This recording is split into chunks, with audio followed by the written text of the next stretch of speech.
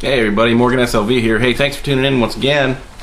Let's check out what we got going on. Today's date, 7/27/2010. Gold is $11.59, down $24 as of yesterday and today. Silver, $17.65, down 51 cents.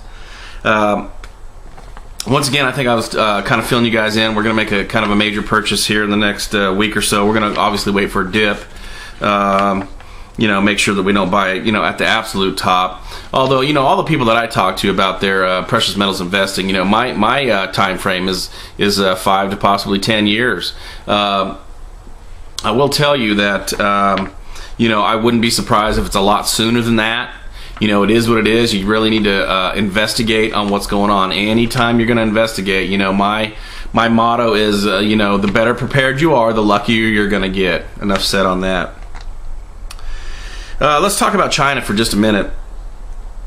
If China was to stop buying our debt, who's going to buy our marginal debt? Who's going to buy it? Okay? They're the major players in our ballpark right now, correct? So if they don't buy our debt, who's left? Well, according to Peter Schiff, Federal Reserve is going to buy our debt. And that's a big problem. The deal is this, that the Chinese economy is having to weaken their dollar in support of ours, right? Now, what Peter Schiff says they're going to be doing, and there's signs of it all around, is that they're going to let the RMB appreciate. It'll start out slowly, but it'll begin to pick up speed fast as their government realizes the benefits of having a stronger RMB. They'll let the reins go, which will mean higher prices for Americans. In other words, what Peter Schiff says is, look, the bottom line is, you think things are bad right now. Wait until they stop purchasing our debt. Wait till the inflation train really gets on the tracks, as far as we really notice it at the stores. In other words, he's going to say, you're going to walk into Walmart and think you walked into Saks Fifth Avenue, and that's really what he's talking about. I know that's a bleak picture, but the problem is this: is that our government keeps printing money. Or we keep borrowing money and paying it back with these useless government instruments that we're giving the rest of the planet. Well, eventually they're going to want something, i.e., cash for clunkers. I've said it before.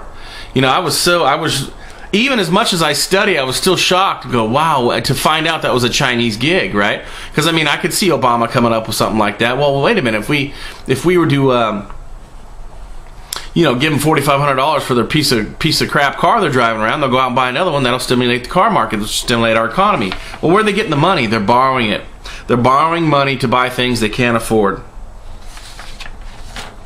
Another thing is this: gold and silver rising prices is a sign of the fundamentals. Fundamentals are this, everybody. And I know that most of my viewers are probably sharper than I am, but for some of them that are still kind of getting their mind around things like, what's M1? M1 is our currency, okay? How much money we have floating around the U.S. Things like fundamentals. What do fundamentals mean? Fundamentals mean this: if you have a product, and so we're going to use gold and silver at this time. If you have a product and the fundamentals are stating that product must rise, in that the government keeps printing money. If you print enough money, if you put enough inflation into the system, anything's liable to go up, right? Or everything, correct? So gold and silver rising, all it is a symptom of our fundamentals, and our fundamentals are way off right now. We're not paying attention to the correct way of doing things, I don't believe. And I just have to believe it's a lot of greed and money grabbing by the elites. As far as gold and silver, I do believe there's going to be a blow off. In other words, I think there is going to be a bubble in gold and silver. I don't think we're there yet. The average bull market for gold is about 20 years. We're about halfway there. When you print money, rising prices, i.e. commodities, it's just a natural event. Okay, oil is going to be making new highs, sometime in the future, and commodities in general. And some of those commodities are precious metals.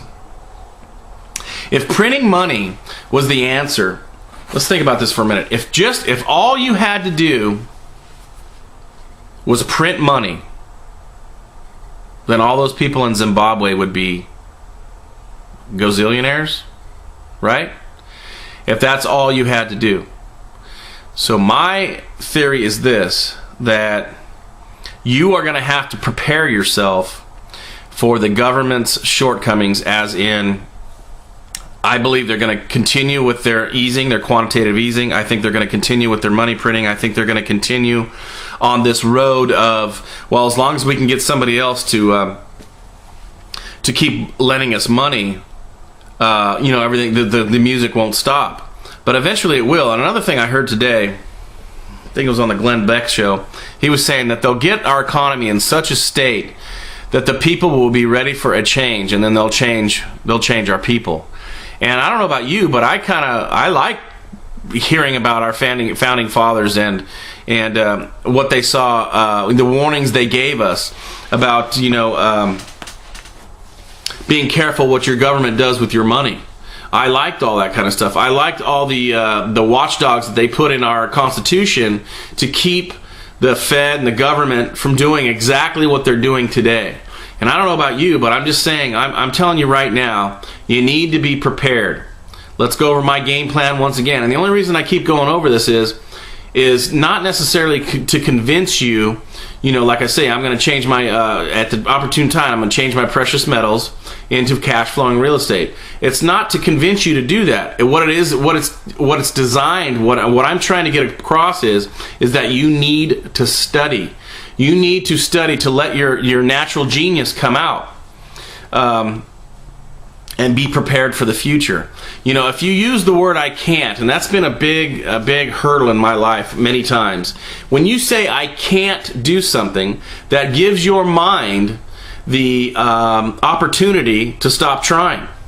But if you say, "Well, what would it take for me to be able to do said project or said hurdle or said swim or lifting weights, or as I did, getting in the ring with people much better than me and saying, man, I'll see if I can get in there and make something happen." In other words, if you give your mind an order, it's going to attempt to come up with an answer. But if you say "I can't," that I believe it gives your mind's eye a chance to just kind of close and not get anything done. So what I'm saying is, please study.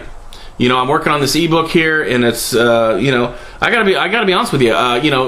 Doing this ebook on food storage and stuff, it's not very sexy. I like talking about precious metals and where I think the market's going to go, and real estate has really always been big on my mind. Storing food is just kind of it's a lackluster study, to be honest with you. I'm not real enthused about it, but it's a necessary evil to at least be prepared, have something in your repertoire if things get really sideways. So once again, I just say study up. Make sure you give Peter Schiff all your support that you can. Take a look at him, Jason Hummel, Da Vinci J15, Silver Futurist. Just pay attention to what is going on. Morgan SLV out.